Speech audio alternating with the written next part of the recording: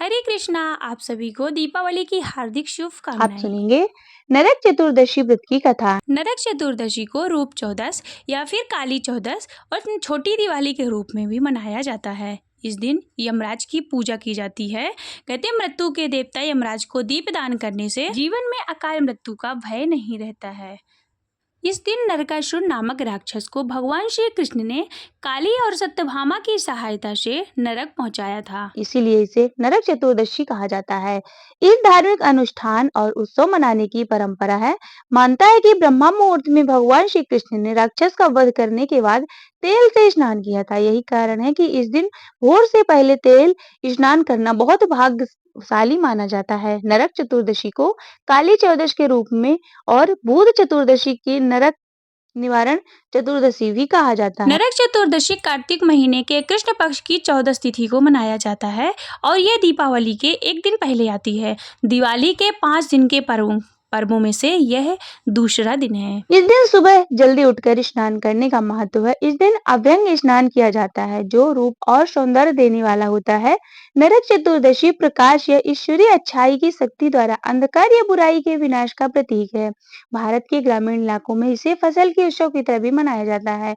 इस दिन कई जगहों पर हनुमान जी की पूजा कर उन्हें चावल, गुड़, घी और तिल, नारियल चढ़ाया जाता है। पूजन सामग्री प्रयुक्त चावल ताजा फसल से लिया जाता है।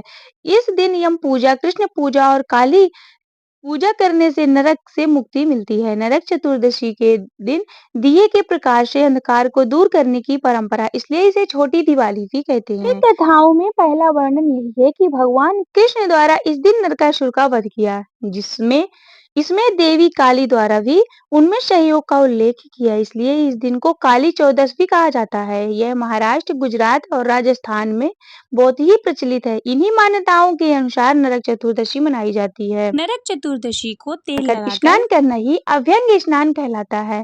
नरक चतुर्दशी से पहले कार्तिक कृष्ण की अहोई अष्टमी के दिन एक लोटे में जल भरकर रखा जाता है और नरक चतुर्दशी के दिन इस लोटे का जल नहाने के पानी में मिलाकर स्नान किया जाता है। ऐसा करने से नरक के भय से मुक्ति मिलती है।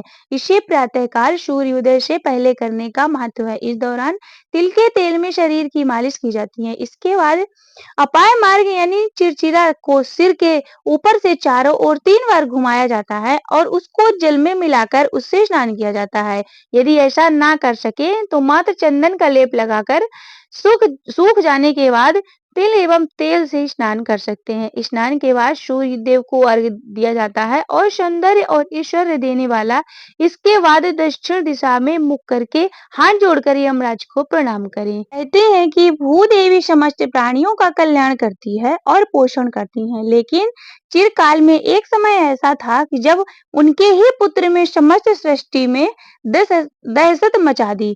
हर तरफ उसने अपना आतंक फैला दिया। जब देवता गण भी उसके समक्ष कमजोर पड़ने लगे तो देवराज इंद्र ने भगवान श्री कृष्ण की शरण में जाने का फैसला किया। घबराए हुए इंद्रदेव श्री कृष्ण के महल में पहुंचे। श्री कृष्ण ने उनका स्वागत किया और उन्हें आसन ग्रहण करने के लिए कहा। फिर उनसे वहां आने का कारण पूछा। इस पर इंद्रदेव बोले कि हे प्रभु, पूरे देवलोक में हाहाकार मचा हुआ है। नरकासुर नामक एक प्राणी अत्याचारों के कारण समस्त देवता गणों पर भय के बादल छाए हुए हैं। मैं यहाँ आपसे हमारी रक्षा की प्रार्थना को लेकर आया हूँ। उससे हमारी देव माता अदिति का भी अपमान करते हुए उनके कुंडल चुरा लिए हैं।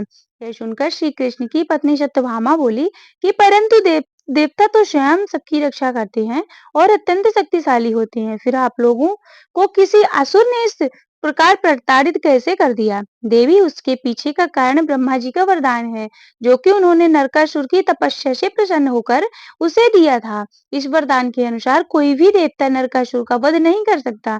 इसलिए ब्रह्मा देव ने हमें आपकी शरण में आने के लिए कहा है। यह सुनकर श्री कृष्ण ने इंद्र देव की सहायता करने का आश्वासन दिया और नरकासुर की नगरी की ओर युद्ध करने के लिए जाने लगे। जाते समय उनकी पत्नी बोली कि हे प्रभु, कृपया मुझे भी अपने साथ ले चलें। तो श्री कृष्ण बोले कि इस युद्ध के साथ चलना तुम्हारी तुम्हारे लिए सुरक्षित नहीं है। यह सुनकर सत्यभामा बोली कि आप स्त्री को कमजोर ना समझे, मैं इस युद्ध में आपकी सहायता करूंगी। श्री कृष्ण बोले, जैसी आपकी इच्छा। इसके पश्चात श्री कृष्ण अपनी पत्नी के साथ नरकासुर से युद्ध करने के लिए निकल पड़े। अब सुनिए नरक चतुर्दशी। श्री कृष्ण जी गरुड़ पक्षी पर सवार होकर नरकासुर की नगरी में पहुंचे और वहां उन्होंने आकाश से ही उनकी सेना पर वार करना शुरू किया। इसके आक्रमण से नरकासुर की पूरी सेना समाप्त हो गई और एक दूत ने नरकासुर को उसकी जानकारी दी। नरकासुर गुस्से में आग बबूला होकर श्री कृष्ण के समक्ष आकर आ गया और बोला कि ग्वाले, तुझे अपने प्राण प्रिय नहीं है क्या? तेरा इतना दुस्साहस कि तूने मेरे ही सेना पर आक्रमण कर कर दिया, मेरे सैनिकों को मार दिया। तूने अकारण ही मेरी सेना का वध क्यों किया? श्री कृष्ण बोले कि मैं कोई भी कार्य अकारण नहीं करता। ये सभी हर पाप और अधर्म में तुम्हारे साथ थे। नरकासुर झुंझलाकर बोला कि मैंने कौन से अधर्म किए? इस पर श्री कृष्ण ने उत्तर दिया कि तेरे पापों की सूची अंतहीन है। तूने माता अदिति के कुंडल छीने, तूने लोक हित के लिए तपस्या करने वाले ऋषि मुनियों की तपस्या को भंग की, तूने देवताओं और मनुष्यों को प्रताड़ित किया, तूने ब्रह्मा जी को वरदान का दुरुपयोग कर उनका अपमान किया, राजाओं, ब्राह्मणों और राजकुमारियों का बलपूर्वक अपहरण किया और उन्हें बंदी बनाया। नरकासुर बीच में बोला कि शांत हो जा ग्वाले, मैं ही धर्म की परिभाषा हूँ। जो मैं करता हूँ यही धर्म कहलाता है। तू किस धर्म की बात कर रहा है? मैं अपने हिसाब से धर्म का पालन करता हूँ। श्री कृष्ण ने उसे समझाते हुए कहा कि तू नहीं, तेरा अहंकार बोल रहा है। पापों के अंधकार में तू धर्म और अधर्म के बीच का अंतर भी भूल गया। मैं तेरा वध करके धर्म की स्थापना करूंगा। अपने धर्म की बात को सुनते ही नरक केशर क्रोध की ज्वाला में जलने लगा और उसने श्री कृष्ण पर अस्त्र चलाकर युद्ध को प्रारंभ कर दिया। इस प्रचंड युद्ध में भगवान श्री कृष्ण और नरकासुर के बीच तीरों की बौछार होने लगी और दोनों ही तरफ से अत्यंत विनाशकारी अस्त्र शस्त्र चलने लगे। इस भयंकर युद्ध के बीच श्री कृष्ण जब धनुष की प्रत्यंचा चढ़ा रहे थे, तब वह डोर टूट गई। नरकासुर ने इस मौके का फायदा उठाते हुए तुरंत उन पर वार किया। यह देखकर श्री कृष्ण की पत्नी अपना हाथ आगे कर देती है और उस प्रहार को अपने हाथों से रोक लेती है। अपनी पत्नी पर किए गए प्रहार को देखकर श्री कृष्ण अपना सुदर्शन चक्र निकालते हैं और नरकासुर का वध कर उसे दो हिस्सों में काट देते हैं। तभी धरती फट जाती है और उस पापी असुर के शरीर के हिस्से उसमें समा जाते हैं। इसके पश्चात भूदेवी वहां प्रकट होती है और हाथ जोड़ते हुए श्री कृष्ण को प्रणाम करती है। जब श्री कृष्ण उनका परिचय पूछते हैं तो वह बताती है कि मैं भूदेवी हूँ। ये नरकासुर मेरा ही पुत्र था। भगवान, आपने अपने 12 रूप को इस पुत्र को मुझे वरदान के रूप में दिया था। अच्छा हुआ आज इसे मुक्ति भी आपके हाथों मिल गई।